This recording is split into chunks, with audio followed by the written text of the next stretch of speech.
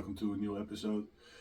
Today we're gonna adjust the rear suspension spring. I'm a bit of a heavy guy, so the stock spring is not strong enough, so we're going to exchange it with a stiffer spring. I'm going to JB Motoren to exchange it, and now I'm gonna show you how it's done.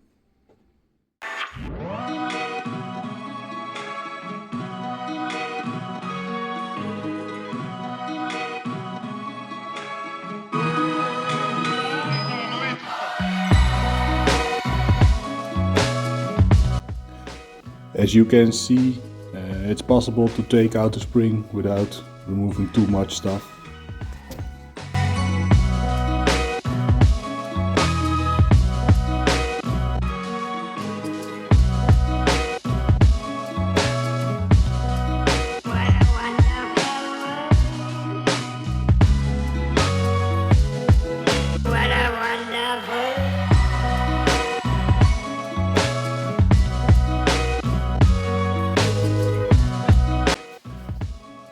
And while we're at it, and it's all off the bike, we also clean the whole suspension with removing the sand.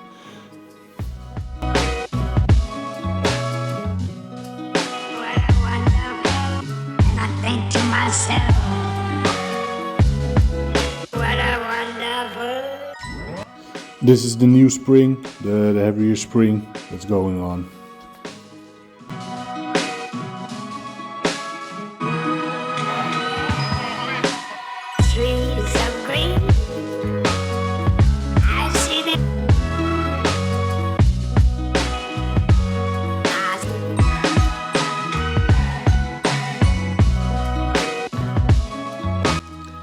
It's all in the bike again. From start to finish, it was a 50-minute job.